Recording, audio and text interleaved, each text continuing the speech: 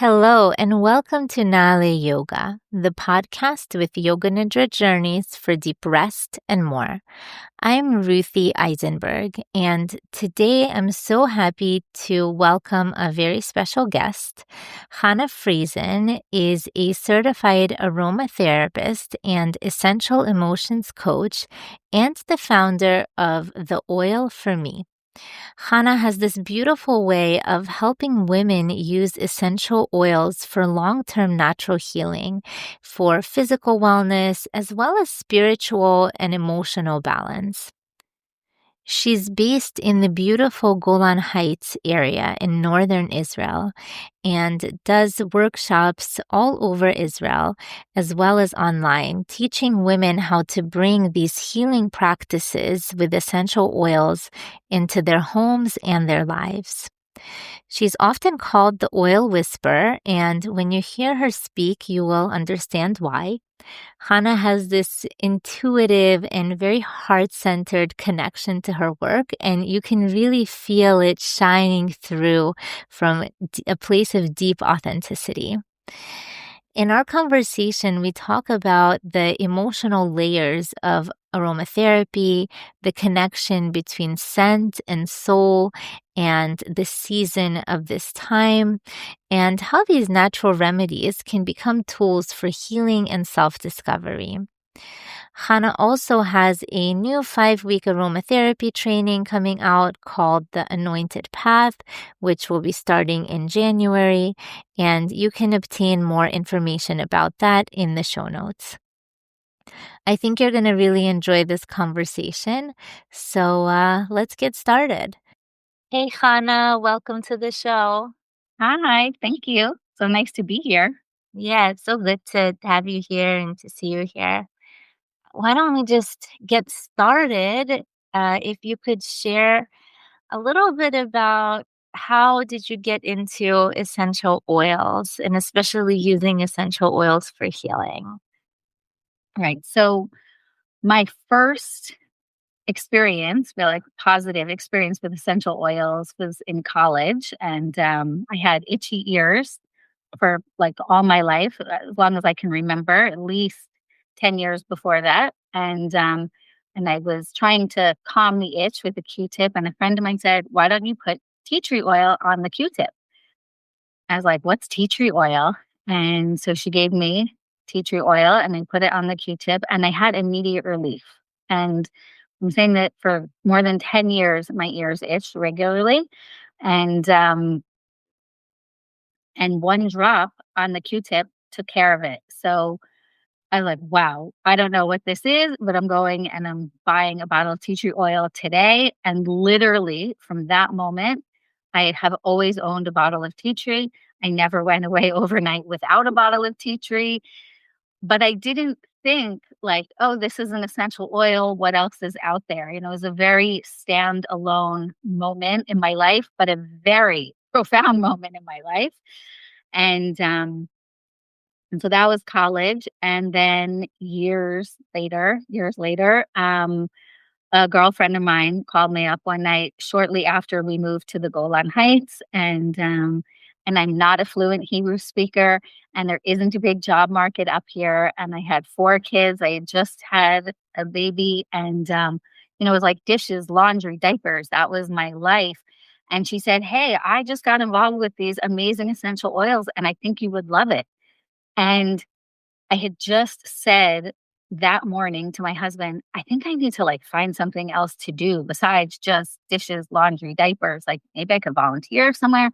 I have to figure it out. I think I need something else to do as well as being a mom before." And she called me that day. And I said, "Okay, great. I'm in. Whatever you're talking about, clearly this is from Hashem. I'm in." And so she came up to the Golan with some other women, and they taught an essential oil workshop in my house. And that's how my essential oil world really got started. And and again, I had a baby. I had a 4-month-old baby that I was home with and nursing a lot. And I would sit on the couch and listen to these YouTube videos of these 2 women talking every week about one essential oil for 45 minutes. And I say, listen to, because they didn't even have a video. This was 11 years ago. And one was a grandma with tons of children and grandchildren, and she was really into essential oils and healing naturally. And the other was an acupuncturist and doctor and grandma.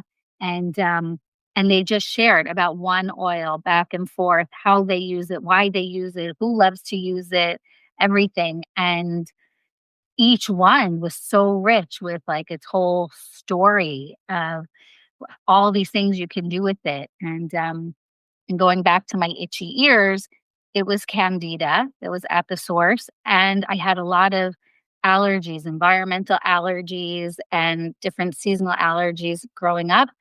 And at a certain point, when I was around 18, I thought, if this is the right medicine, right? Because I was on allergy pills, daily allergy pills, and weekly allergy shots.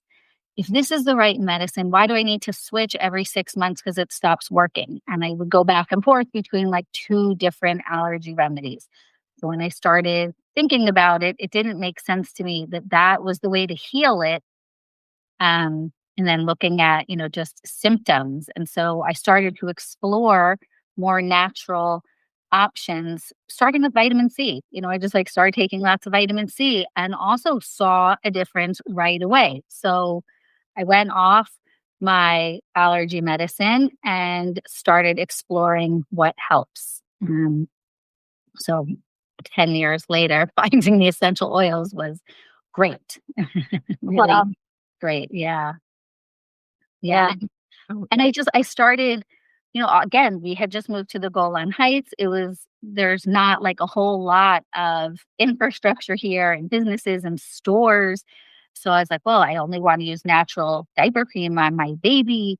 And so I just started making it. Once you have some basic oils like lavender and tea tree and frankincense, you can deal with most things in the average home just with those. And that blew my mind. And then Tea just, tree, lavender, and frankincense. right, right. And as a Jewish woman, we have a whole tradition with frankincense, levona Oh, in the Ketoret. And so starting to learn about how really healing the levona can be was just so inspiring. So I just kept going deeper and deeper. yes, the essential oils, they should go so deep, and there's such a rich tradition for using them in our Jewish culture and across different cultures. And I also like, I love how they're so versatile, and one oil is so much more than what meets the eye or more than meets the nose. Absolutely. Yeah. And thank you for sharing your story. I also was like really resonating with what you were sharing about the tea tree, because I remember when the first time I went to your workshop, um, I had I was right after a wisdom tooth extraction, and you gave me like a little bit of on guard, and all the pain just went away. It was amazing. It was like, wow. Right. Such fast, it was so fast acting, and it blew me away. And since then, like, I always have On Guard in my house, and I use these oils all the time. They're such a small drop can make such a big difference. That's Right. what I love about them. Yeah, absolutely. And Yeah. when you're saying it so quickly, you can feel results so Yeah, quickly on physical ailments and see results, right. which is amazing. Yeah. Um And you were mentioning about I'm, like, a little bit tempted to go down the spiritual road with the oils, so you was already started talking about the frankincense and its role in the Ketoret, right? So, Mhm. can you explain that? Some of our listeners are Jewish, but a lot of our listeners come from different cultures from all over the world. So, can you share a little bit about like what the Ketoret is and how this frankincense oil relates to this? Absolutely. So I'm going to start even before the Ketoret. Okay. In Sefer Breshit, in Parshas Breshit Genesis, right? We just started the Torah again. And day one, of humankind, we're in the Garden of Eden, we're in Gan Eden, and we're told, don't eat from the tree in the middle. And of course, we all know we eat from the tree. Not even one day has passed. And so it says that, we used all of our other senses in eating of the tree, in, the primordial sin, for lack of a better word. um, we didn't use our sense of smell. We saw the tree, we touched the tree, we ate the fruit, we heard the snake, we talked to the snake. All of our other senses are used except our sense of smell. So in the Jewish tradition, it says that our sense of smell has remained totally pure from that time because it was not involved in the original chet or sin. And then if you fast forward to like the late 1900s, 1990, around, scientists also discovered that our sense of smell is not blocked by anything, that when you smell something, it goes from your nose all the way to your limbic brain. But we can pause for a moment on the science and go back to the Torah. I find it so fascinating that it took so many thousands of years for scientists to really come out and say that, and yet we have it in Parshas Breshit, the first, the first chapter we're reading. We already have that. So, so that's the first time that smell is not mentioned, which makes it mentioned. Like when you have all the other senses and then one is left out, it's like that's its spot. So, um, and then in the very next parsha, Noah comes off the ark, and after 40 days on the ark, he comes out and he brings um, a korban. He brings an offering to Hashem to say thank you, we survived, and like let's move on now, and saying thank you. And so he brings um, an offering, and it says there that Hashem smelled the pleasing aroma, and he was happy in his heart. Right. So that's amazing. So Hashem smelled something, and that made him happy. So it was a pleasing aroma. So that's the first place that aroma is mentioned in the Torah. So that's like our source for, okay, good smells make Hashem happy. It makes Hashem happy. We're created in the image of God. I'm sure there's some smell that can also make me happy. So, ready to explore that. And and then as we go on, when we're in um, the midbar in the desert going to Israel, we build the Mishkan, and we also bring offerings, and we bring an incense offering. Hashem gives us very clear instructions of these 11 spices. We're going to make the ketoret, the holy incense spice, which is in our daily davening. Not a lot of people say it like only on Shabbat, but it says, I don't remember right now the source. It says that if you, maybe in the Zohar, that if you say the Ketoret offering every day, that you will live a long life and your health will be protected. Hmm. Um, and so we have the Ketoret, and Yom Kippur, the main part of the service is the Kohen Gadol going into the Holy of Holies on Yom Kippur, and he brings incense on Yom Kippur. He goes into the Holy of Holies one day a year. All the preparation for Yom Kippur, all the times he changes his outfits, and he brings incense in there, and it fills the room with a pleasing aroma, and he does the rest of the avoda, the rest of the offering for Yom Kippur. So that's mind blowing, right? Like that smell, aroma is so important in our tradition. So I love that. That really speaks to me. Um, there's so many different oils that we can use, and then frankincense is mentioned. It's the most mentioned throughout both the Torah and the rest of Tanakh. And we have Queen Esther, right? Such a heroine of our time in our stories. So important, the story of Purim. And she soaks in baths of frankincense and myrrh for 11 months before going to meet a Hashverosh. So if I don't know if you've ever smelled myrrh, it's not like roses. It's not some beautiful floral, you imagine Queen Esther soaking in these beautiful baths with servants all around her and their flowers, and it's this beautiful scene. Myrrh is really bitter. It's great for our skin. It's great for women. It's connected to like the female archetype energy, and frankincense is more of the male archetype energy, like the mother and the father. And so she's soaking in them to prepare herself physically on the one hand, but also spiritually, emotionally. She's about to take her life into her hands. And again, incense, resins are part of the preparation of this very important holy time.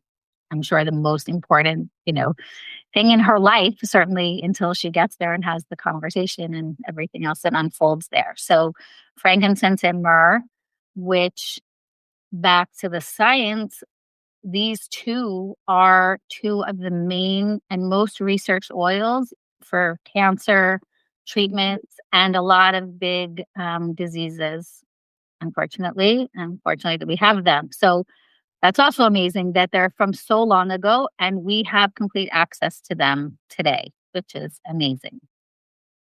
Yeah, that is really amazing and so inspiring.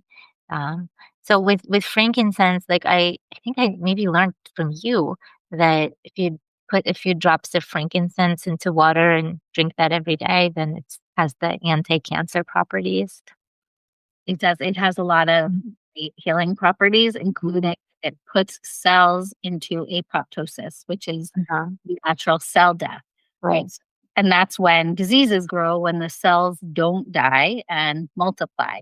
So yeah, frankincense helps put do make that process happen in Mm-hmm.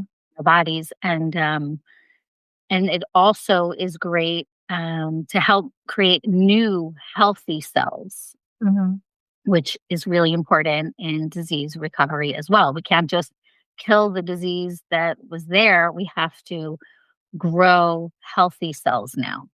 Mm-hmm. Yeah.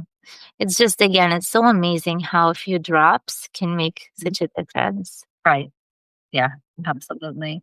Because Yeah. there's nothing that stops them from entering and working in the body, right? We have a lot of protective layers, our skin, etc. But essential oils, they can penetrate cell membranes. So they can get to the heart of the matter. They can get anywhere in our bodies. There's nothing that filters them out. I mean, they filter out, you can sweat them out, you go to the bathroom, they don't clog up, but they can travel freely throughout the body, which is amazing because they're That so is really amazing. Yeah, that is really amazing. And it's cool too because now in this month of Heshvan in the Jewish calendar, the rectification or like the theme for this month is the sense of smell. Every month has a different theme and a different tikkun, a different rectification associated with it. So right now we're in the month of Heshvan, and the theme is the sense of smell. So I'm wondering if you could share maybe a little bit about how to bring this spirituality of smell into this current month, into this current season. The days are getting shorter, the weather is getting colder. It doesn't feel like that where I am. We're still in t-shirts. But in many parts of the world, the weather is getting colder and we are descending into the energy of the winter season. So, can you share a little bit about the I just love hearing you speak about this stuff. So share a little bit about the spirituality of smell specifically for Heshvan. sure. This season. Right. So it's the month is the rectification of smell. So what does that mean? Yeah. We're not What does that mean? losing necessarily our sense of smell, but we can use our sense of smell. So I understand it. We can use our sense of smell to help. Like whatever you're doing, if you do it using your sense of smell, using aromatherapy, um, that you get like the double whammy results in this month. And because our sense of smell is the focus of our senses this month. So, and you said that it's the beginning of, we're moving into winter. So, transitions, right? Transitions are hard for people. Transitions are hard on our body. Weather tradition transitions, going from a very dry, hot summer here in Israel to the dampness, and then hopefully a lot of rain this winter. Please God, we need to strengthen our immune system, and the essential oils are the immune system of the plants. So when we're basically extracting and using their immune system to help strengthen us, because we are very we're close to plants, right? Like man is like the tree in the field. So we have a lot in common with the plant kingdom and trees. And the more we can use them, especially in this month, the more we can align ourselves and do whatever kind of healing we want to be doing, whether that's physical or emotional, right? Like we're moving into winter, so a lot of people are more focused on the physical healing and not to get sick and to protect from germs. So essential oils are amazing, amazing germ fighters. They protect us, they kill germs, they're antiviral, antibacterial, and super easy to use. And like you were saying, you don't need a lot. So in Cheshvan, the more we use and incorporate aroma into the things we're doing, like staying healthy or staying motivated, right? We just came out of the Jewish holidays. It's a new year. So a lot of people took on things they want to focus on for this year, things they want to do better. So pairing your personal work, your spiritual work with oils that are appropriate for you and for your goals is a great way to incorporate the oils. One of the things I love in the winter is that wearing scarves. So it's a really easy oil hack is just to put 2 drops of an essential oil that you love on your scarf. And as you go outside and you wrap yourself, you can smell it. Um, and they're oils for self-confidence and all the emotions. So that's a great way to incorporate them to really like wrap ourselves in the aroma. um, Diffusing in a home, great way to kill the germs in this transition. Anyone who has children knows that at this time of year and for the next several weeks, kids are coming home carrying all kinds of bugs and germs. So in the aromatherapy diffuser, and let the water and the steam and the oils, penetrate your home, which is great and warming and appropriate for this time of year as the seasons change, that fall cinnamon vibe. Yeah, yeah, just hearing you say that makes me feel so, like, warm and fuzzy. It's interesting with the sense of smell and cheshvan, like, we are post, holiday season, and during the holidays, there's a lot of, upward going energy, Mhm. right? It's a time of action, it's a time of really, like, voicing what our prayers and it's a loud, active kind of time. We blow the shofar, right? The ram's horn, it's a loud, active kind of time, and now this is a time for like for quiet, for introspection, descending into this darker space, um and it's so apropos to this sense of smell, which is it's more subtle, it's lingering, and one thing I learned was interesting that this is a time for quieter prayers, for kind of like the residue of our prayers from the holidays to continue echoing and whispering into this year as we ride into this year, Mhm. um, but in a more subtle kind of way. So, and this is a way to integrate them and really like encode them in our whole being, in our whole body, in our whole action, and all of our actions, without needing to loudly declare everything that we're praying for. So Right. I thought that was just such a beautiful idea, and and just to connect it back to this subtlety, this sense of smell.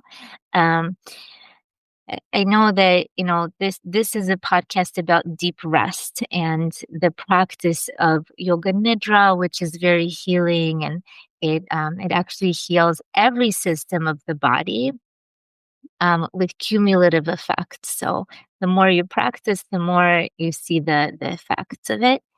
And it's also it gets you into these more like subtle kind of, this slightly altered state of consciousness, Mhm. these more subtle layers of experience.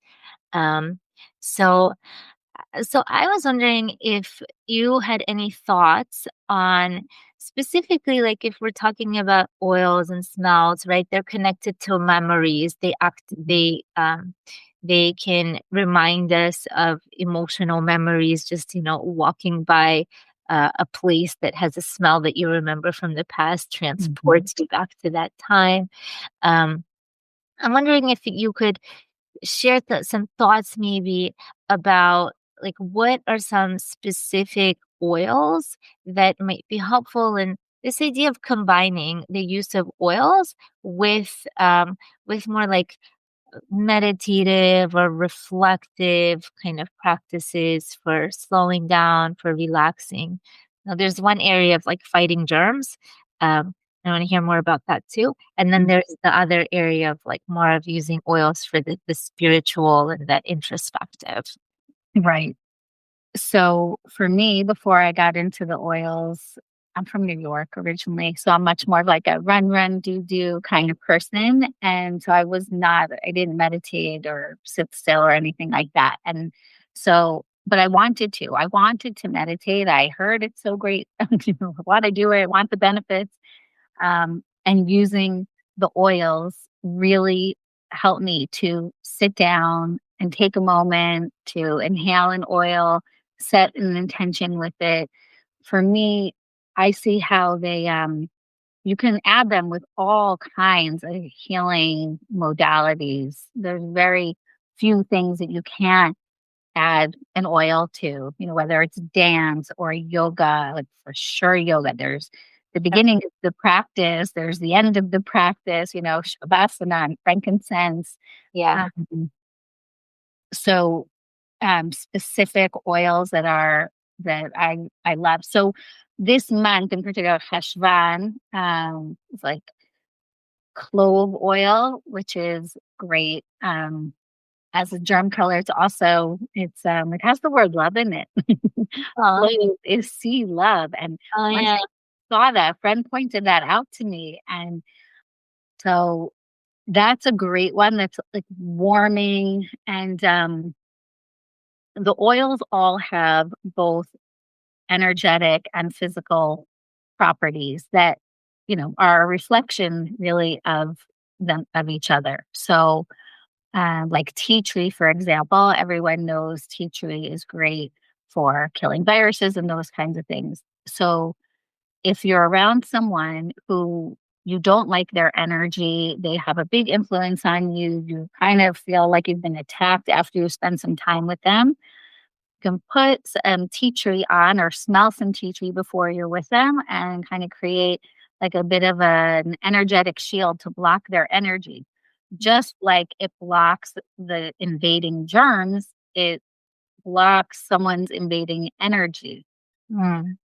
That's how, and all the oils have both physical and emotional properties, which is great. And again, goes back to that they're so versatile and you can do so many things with them.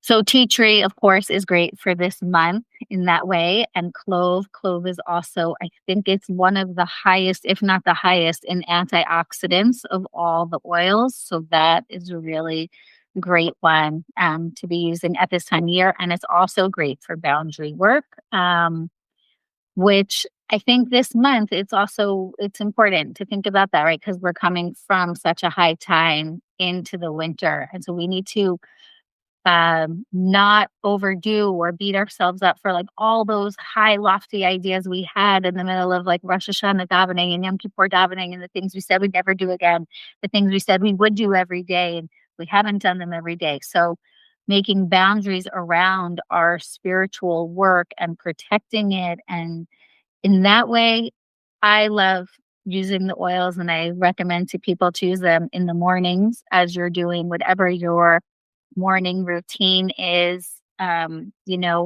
prayer, meditation, exercise, yoga, whatever, how you're starting the day, because the oils do go all the way to our limbic brain and help our emotions and help us to regulate our emotions, and also to then add, how do I want to feel? How I can choose to feel more energetic or more self-confident or calmer, and use those oils to set the intention for how we want to be that day. And like what you were saying about yoga nidra having the cumulative effects, oils also, you'll feel effects the first time and the second time, et cetera. But if you really want to make a change, really ingrain a habit, add to something you're doing, it's daily practice makes the difference. And they literally help us to create new neural pathways,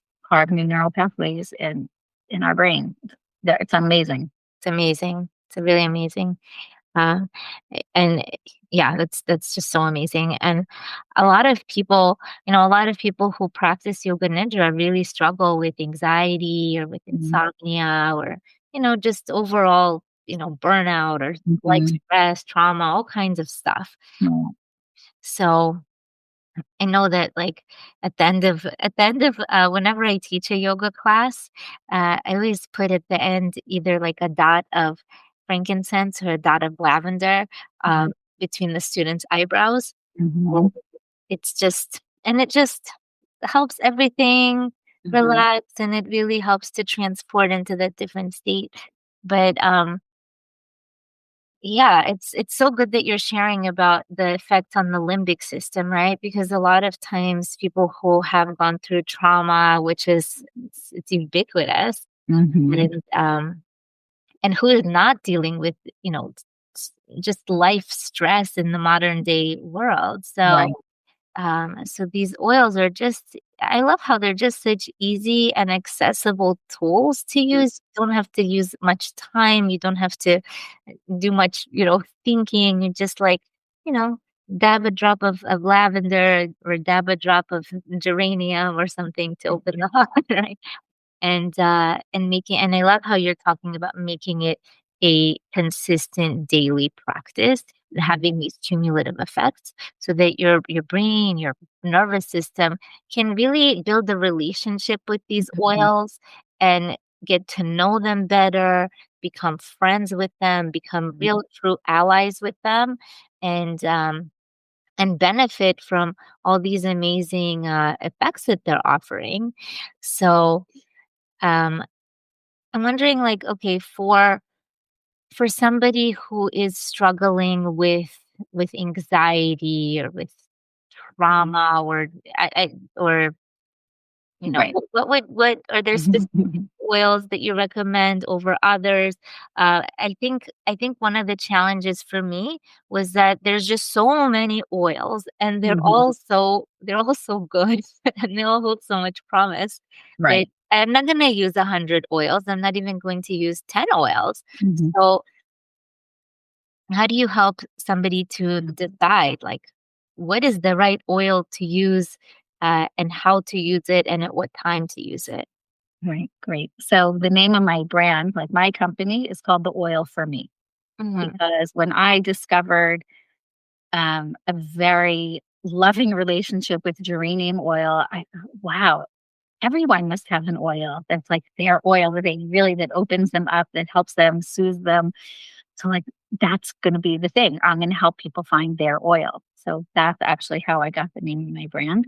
Mhm. Um, so I'm an essential emotions coach, breakthrough coach, which means I facilitate people in a breakthrough session, and we talk about the oils, talk about what it is they want to work on specifically, and then go through a process to pick one or two oils for them to use specifically for what they're working on. There are like overall classifications of oils, like tree oils, right? When you think of a tree, you think of shade, big, grounded, strong, they're comforting. You could sit under a tree and sit in the shade. So the tree oils provide that energy. They're grounding. So when we use the oils that way, we're getting those properties and they can help our emotional well-being.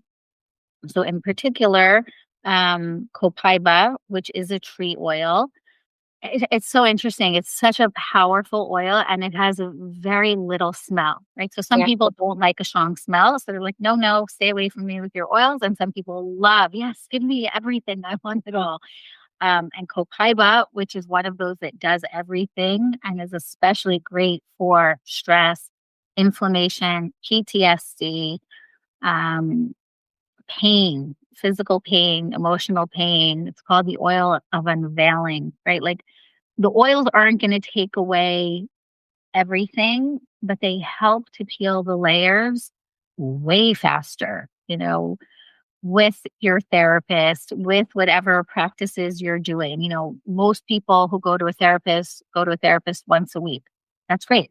But the other 6 days, you're home and, can still be in your head or with your fears or whatever it is.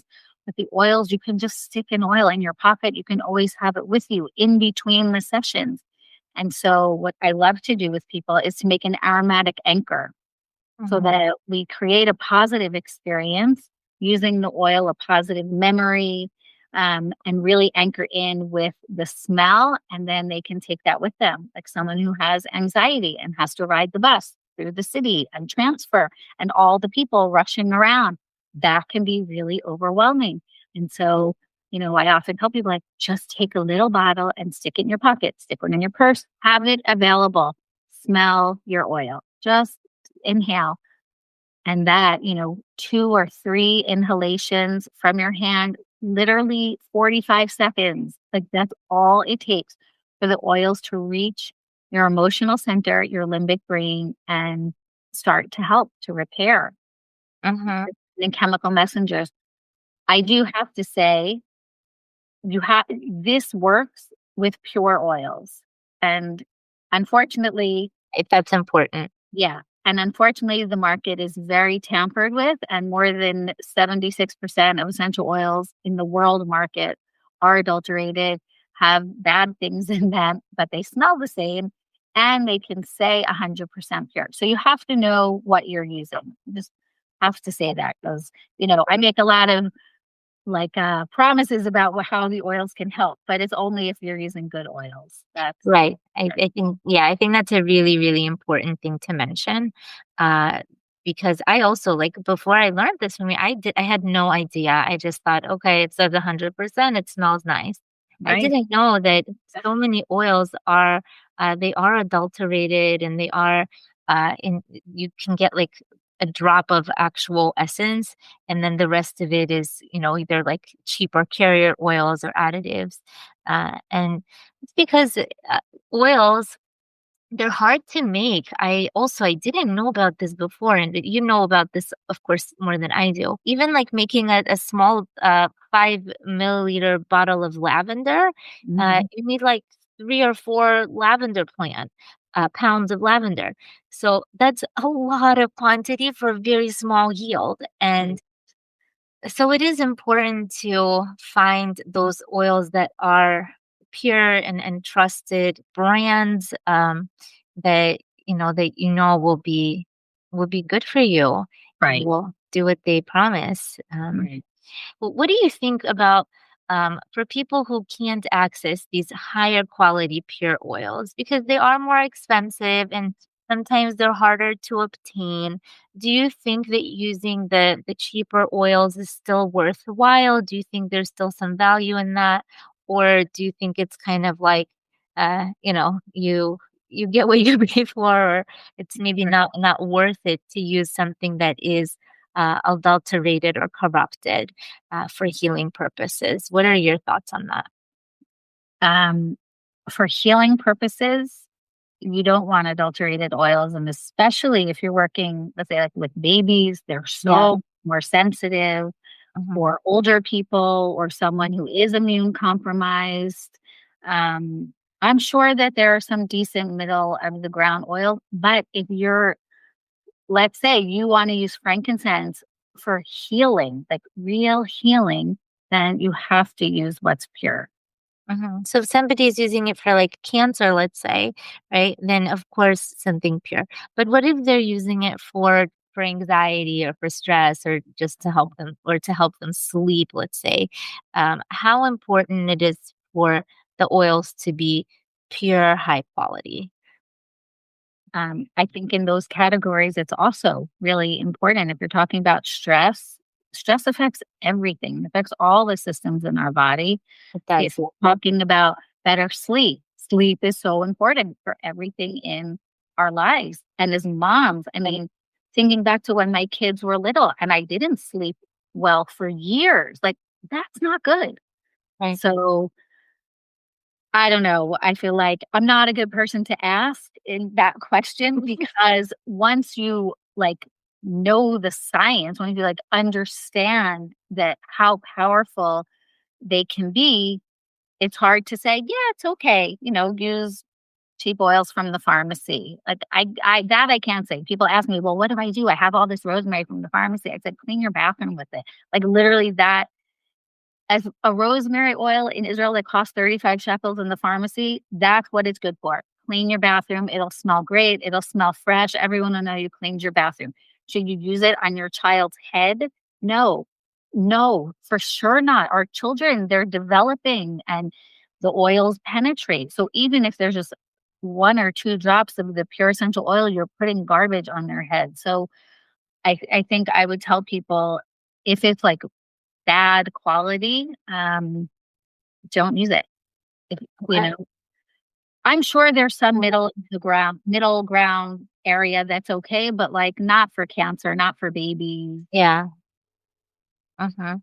Yeah, Right. I hear that. No, but that's why I was asking the question because I like to use either like the doTERRA oils, which Mhm. have very high they just have such a good R&D department and are Mhm. very well researched and reputable. Or I sometimes I use ones that I just like get like locally from people who make them locally, so I know that I trust them and I know what goes into it.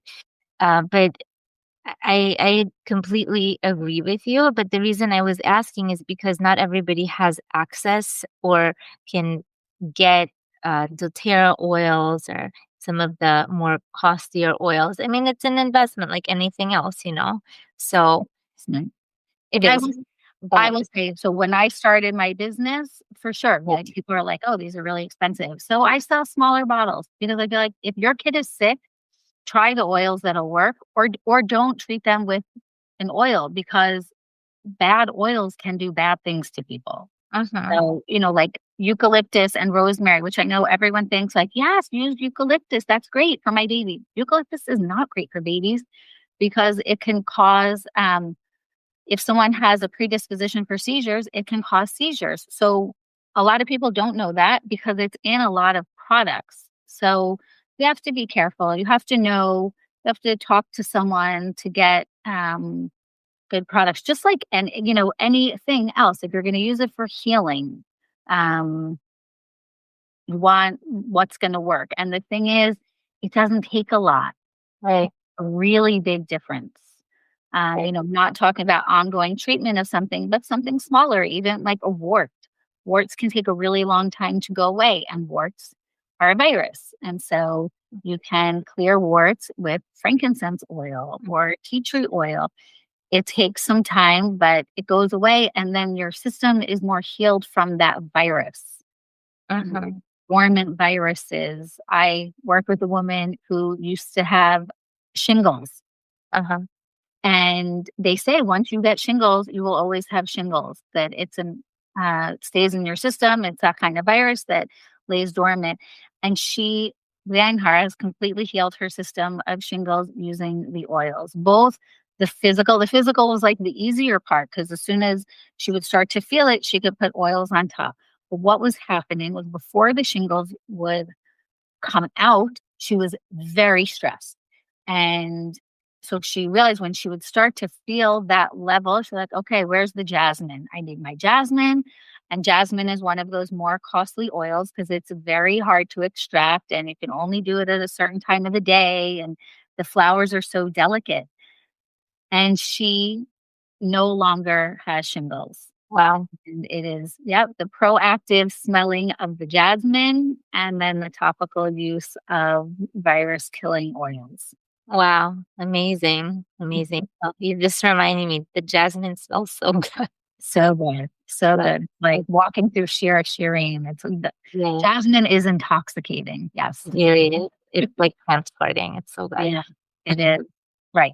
And that's the thing what you're saying about the memories. So our sense of smell can trigger memories, right? Like you can walk into someone's house and you smell chocolate chip cookies baking, and suddenly you're in your grandmother's kitchen Yeah. 30 years ago. And so smell is it's very powerful. It takes us back. And because of that, in using in a therapeutic way, it can really help to heal old wounds and get in there and create a safe space to, working with someone, working with a therapist or whomever, and using the oils as an extra tool. Yeah, it's such a good idea.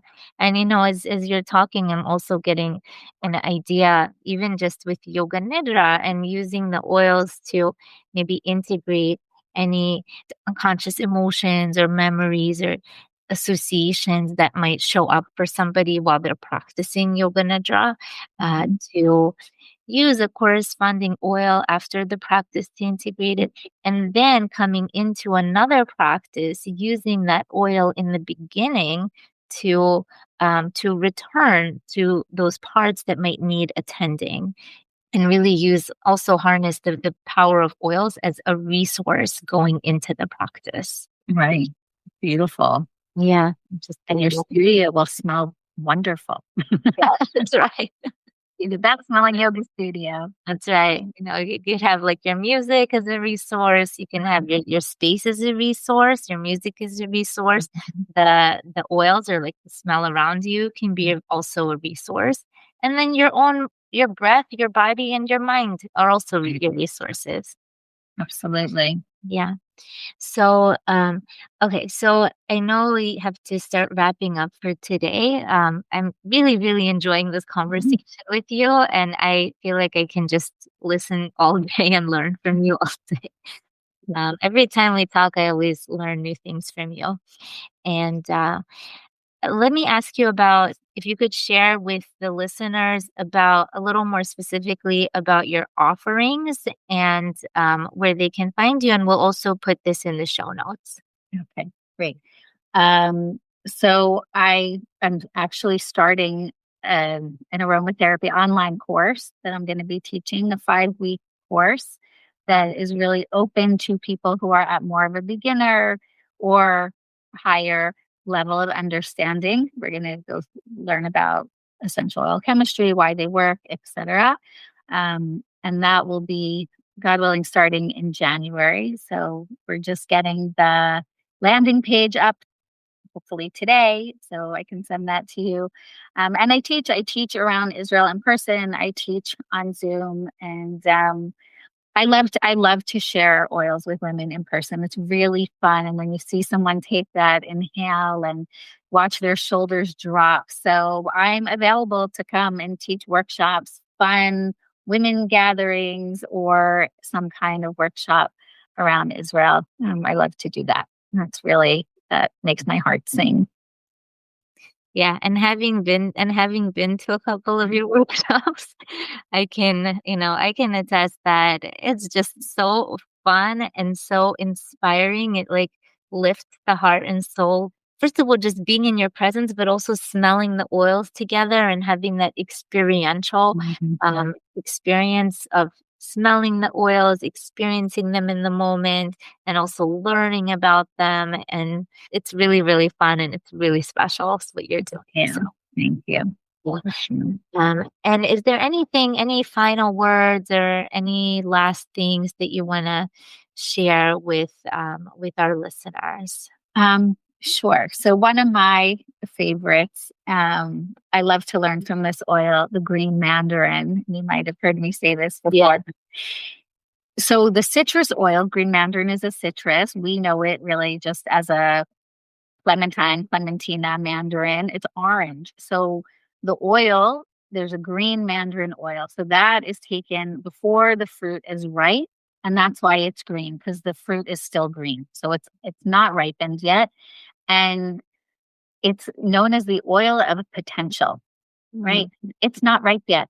Anything is possible. So I just want to really like give everyone a blessing and offering that when you're feeling scared, when you're nervous, when you're unsure, it's a great time to bring in green mandarin and to be curious and to let life unfold. We have to do our work, we have to do our hashtadlus, and we have to believe that things are unfolding in a good and positive way for us, and we're doing all we can to make that happen. So when you add green mandarin to that anything is possible. Okay, let's go. Um, and that's really how I love to use the oils and teach people to use the oils is the emotional support. Sometimes I say, yes, geranium is my best friend. She's always by my side.